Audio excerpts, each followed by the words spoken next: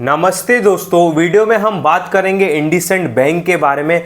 18,000 करोड़ का market cap गायब हो चुका है बैंक से। जी हाँ, अभी जो ये 30% के आसपास की हमने गिरावट देखी ना, जो बैंक में अभी लफड़ा चालू है, इनके डेरिवेटिव अकाउंट में कुछ लफड़ा होने की आशंका है, 1500 करोड़ का कुछ झोल झाल है। ठीक है, उसके ऊपर मैं नहीं बात करूंगा।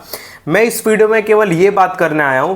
इसमें देखो, जो इन्वेस्टर है उनका तो लॉस है, ठीक है, उनका तो क्लियर लॉस है क्योंकि स्टॉक प्राइस गिरा, उनका बहुत बड़ा लॉस है, मैं मानता हूं।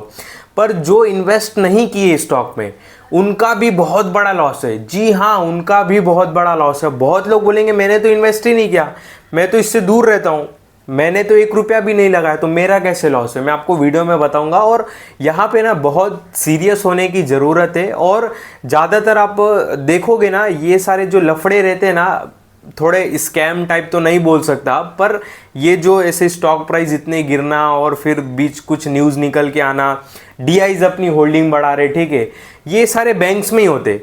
इसके वजह से मैं एक स्पेशल वीडियो 3 महीना बना के पहले ही बोला था, भाई बैंक स्टॉक पूरा समझ में आए तो ही एंट्री मारो, नहीं तो दूर रहना। क्योंकि बैंकिंग सेक्टर में बहुत चीज़ें रहती है, बहुत चीज़ें, मतलब बहुत चीज़ें। और एक बैंकिंग सेक्टर का ही स्टॉक है जिसमें इसके जो रिजल्ट है बैंक कोई भी तरीके से बना के पेश कर सकता है और उसको कोई गलत भी नहीं साबित कर सकता। एक ये बैंकिंग सेक्टर ही ऐसा है। मतलब ये जैसे रिजल्ट आप देख रहे हो ना, यहाँ पे ब्राइटनेस बढ़ा दो, ये रिजल्ट देख रहे हो ना, इसमें कुछ भी 3-5 कर सकता है बैंक, रिजल्ट पेश कर सकता है और अपन उसको हकीकत मान लेंगे। ठीक है, यहाँ पे मैं कुछ इसके ऊपर नहीं बात करूँगा, क्या हुआ, सीईओ ये हो गया, रिजाइन विजाइन, आरबीआई ने एक्सटेंड नहीं, वो कुछ नहीं। मैं एक चीज़ बताना चाहता हूँ, यहाँ पे 18,000 करोड़ का इसका मार्केट कैप तो वाइप आउट हुआ ही, ठीक है, वो तो लॉस हुआ लोगों का। और उसके बाद अगर मैं आपको बताऊँ, जो म्यूचुअल फंड है ना, म्यूचुअल फंड का इसमें 5,500 करोड़ चला गया। ठीक है, कितना, 5,500 करोड़। अब देखो, इसमें बहुत सारे म्यूचुअल फंड इन्वेस्टेड है, जैसे कि मैं डीआईज में दिखाऊं तो देख सकते हो, SBI Nifty 50 ETF, life insurance corporation, UTI large cap. अब इसमें से इतने सारे म्यूचुअल फंड ने इसमें इन्वेस्ट किया, तो आप बताओ, हम इसमें से किसी एक म्यूचुअल फंड में एसआईपी नहीं चालू रहेगी? जरूर चालू रहेगी। निप्पॉन लाइफ हो गया, फ्रैंकलिन इंडिया हो गया, कोटक हो गया, यहाँ पे बड़े बड़े जो म्यूचुअल फंड है, कितना 42% होल्ड कर रहे। ठीक है, तो म्यूचुअल फंड को हम पैसा दे रहे हैं और म्यूचुअल फंड ऐसी कंपनी में, ठीक है, पैसा लगाया है, तो अलर्ट तो रहो तुम भाई कि कुछ बैंक में हो रहा है।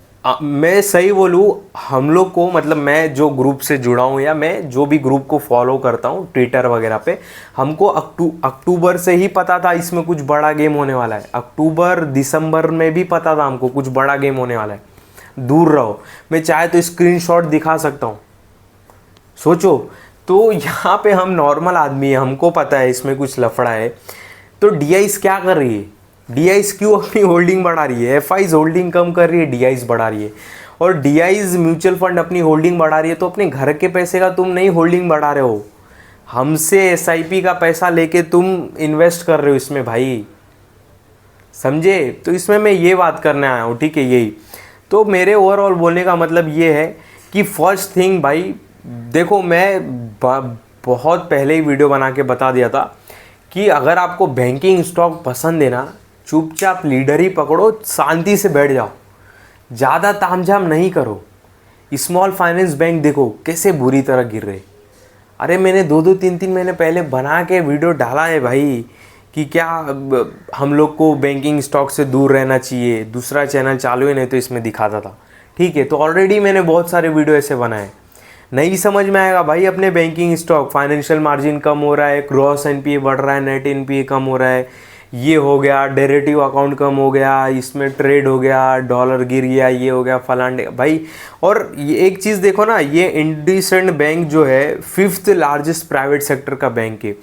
और जो भारत, हम ग्रोइंग भारत, ग्रोथ स्टॉक, मतलब क्या क्या बात करते, ठीक है। और उस भारत का जो 5वां सबसे बड़ा बैंक है, टॉप 5 में आने वाला, उसके साथ भाई 30% गिर रहा है। और ये अभी से नहीं, 1 साल पहले से ही गिरते आ रहा है। All time next HDFC bank की बात कर रहे थे इसका न्यूज़ में, ऑल टाइम हाई 2000, चल रहा है 672। बोलो, प्राइस गिरा, इन्वेस्टर का लॉस, ये तो ठीक है। प्लस म्यूचुअल फंड भी लॉस कर रहे, 5,500 करोड़ म्यूचुअल फंड का पैसा चला गया इसमें। और मेरे को एक चीज़ ये नहीं समझ में आती, इसमें म्यूचुअल फंड क्यों होल्डिंग बढ़ा रहे थे? क्या उनको कुछ पता था, कुछ गेम था अंदर? एफआईज होल्डिंग बेच रहे थे, कोई क्या इंडिया में बैठे बैठे फॉरेन में पैसा दे रहा था, शॉर्ट कर रहा था कंपनी को, पैसा कमा रहा था, क्या कर रहा था भाई? मतलब नहीं समझ में आता चीज़। देख रहे हो ना, ये 28% से डीआईस की होल्डिंग 42 हो गई, देख रहे हो? 22, 24, 26, 27 ये कंटिन्यू होल्डिंग बढ़ती गई। ठीक है, होल्डिंग बैंक जब कंडीशन अच्छी थी बैंक की होल्डिंग बढ़ाई, समझ में आया। पर यहाँ पे जब अभी ये सब लफड़े हुए तब भी क्यों होल्डिंग बढ़ाए भाई? जून में देखो, क्या तुमको कुछ मतलब बड़े बड़े इतना इन्वेस्ट करते म्यूचुअल फंड, क्या तुम्हारे पास सोर्स नहीं है भाई? सब देखो, मैं सही बोलूँ ना, घुमा फिरा के बड़े लोगों को सब बातें पता थी, क्या गेम है क्या नहीं।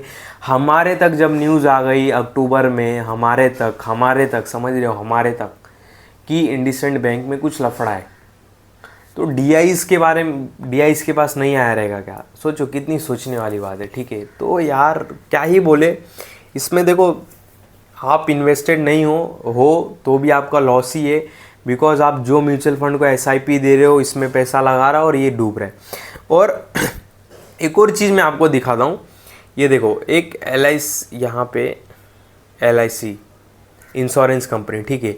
अब एलआईसी है ना, अराउंड 238 कंपनी के आसपास कंपनियों में इन्वेस्ट करते हैं, ठीक है।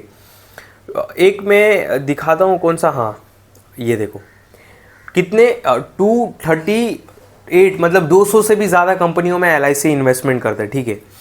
और यहाँ पे एलआईसी, ये देखो, एक राजेश एक्सपोर्ट करके स्टॉक है, मुझे नहीं पता ये स्टॉक अच्छा है बुरा है ये, पर मैं इतना जानता हूँ कि स्टॉक का प्राइस, ये देखो इसका प्राइस देखो, ये देखो इसका प्राइस देखो, अब प्राइस देखो, इसका प्राइस क्या था यहाँ पे, हाँ कहाँ गया ये, हाँ 3 फरवरी को इसका पीक प्राइस था 946 और 2023 से गिरते जा रहा है।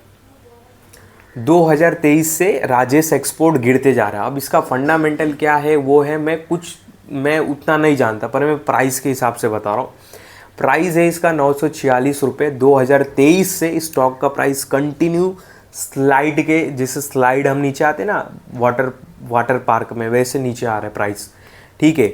946 से कितना आ गया, 156 रुपये। कितना, 1000 का भाव 156 आ गया, 1000 का भाव 156 आ गया। ध्यान देना, यहाँ पे एलआईसी की होल्डिंग देखो, 2023 से दिखाता हूँ, ठीक है। चलो मैं मानता हूँ एलआईसी ने पैसा बनाया 2020 से 23 तक इस स्टॉक में पैसा बनाया, ठीक है। 2023 तक होल्डिंग कितनी थी एलआईसी की? 10% थी, मैं मानता हूँ 10% होल्डिंग थी एलआईसी की 2023 तक। चलो स्टॉक का प्राइस ऊपर जा रहा था, पैसा बनाया। दिसंबर 2023 में 10% होल्डिंग, मार्च 2024 में 10% होल्डिंग, जून में 10% होल्डिंग, सितंबर में 10% होल्डिंग। होल्डिंग कम ही नहीं कर रहा है एलआईसी, प्राइस नीचे आ रहा है। दुनिया भर के इनके सोर्स ऑफ नॉलेज है इनके पास, जो एलआईसी है इनके पास बहुत सोर्स ऑफ नॉलेज है, ठीक है। पर ये देखो ना, ये मतलब होल्डिंग अपनी कमी नहीं कर रहा है एलआईसी, उतने का ही उतना होल्डिंग करके रखा है, जितना 10% का 10% ही करके रखा है। देख रहे हो यहाँ पे, ये देखो यहाँ पे कहाँ गया, जब पीक पे था तो ठीक है ना, ये 5 साल 10 साल का मैं एक चार्ट पैटर्न ला देता हूँ। तो यहाँ पे 10 साल का जो चार्ट पैटर्न दिखा रहे हो, ठीक है, इतने में चलो एलआईसी में मानता हूँ एलआईसी ने पैसा बनाया, तो 2023 के बाद स्टॉक गिर रहा है ना, तो आपका काम क्या है, होल्डिंग कम करना है इसमें। ये देखो 2023 के बाद होल्डिंग कम ही नहीं कर रहा है एलआईसी, उतने का उतना ही है, और प्राइस नीचे आ गया।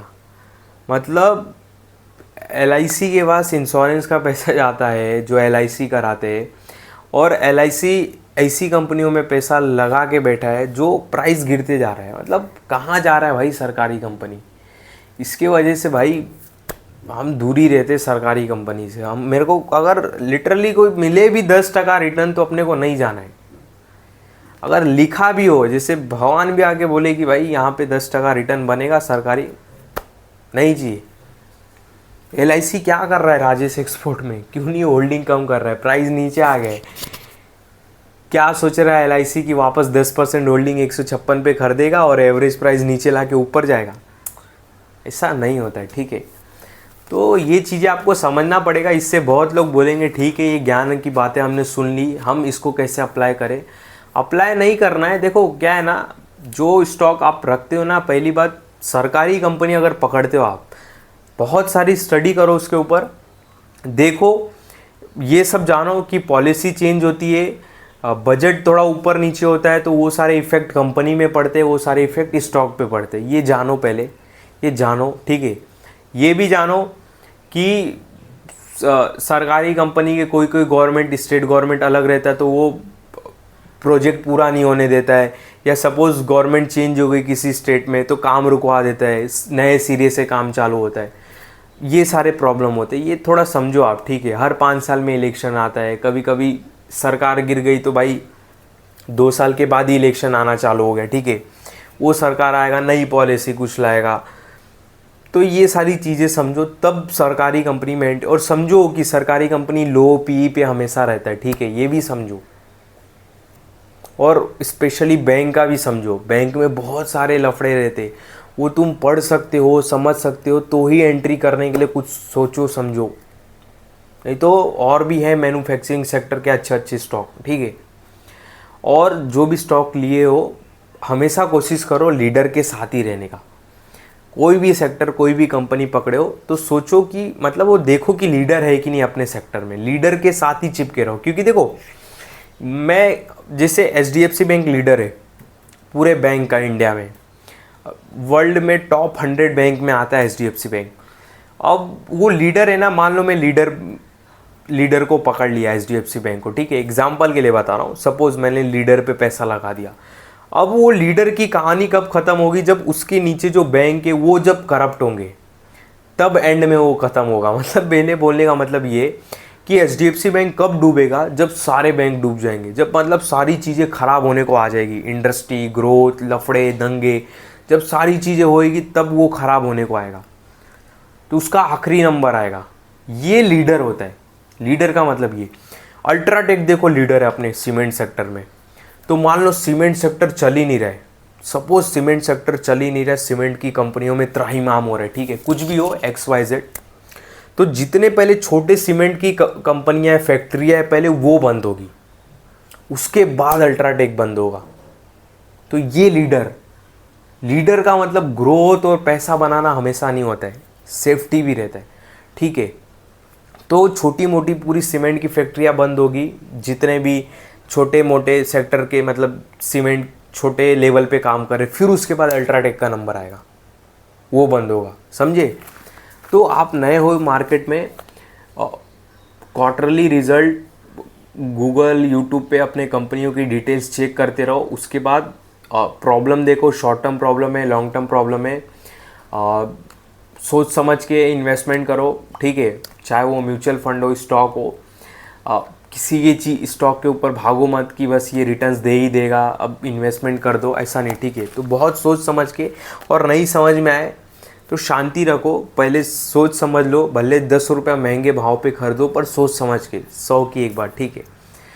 तो इस वीडियो में आपको किसी भी तरह का बाय सेल का कॉल नहीं है, ध्यान देना। जो भी हमने वीडियो में स्टॉक चर्चा किया केवल यहाँ पे समझाने के लिए और एजुकेशनल पर्पस के हिसाब से किया। बाकी वैसे भी मेरे किसी भी वीडियो में कभी भी किसी भी स्टॉक से रिलेटेड बाय सेल का कॉल नहीं रहता है, इस बात का आप बहुत बहुत ध्यान देना।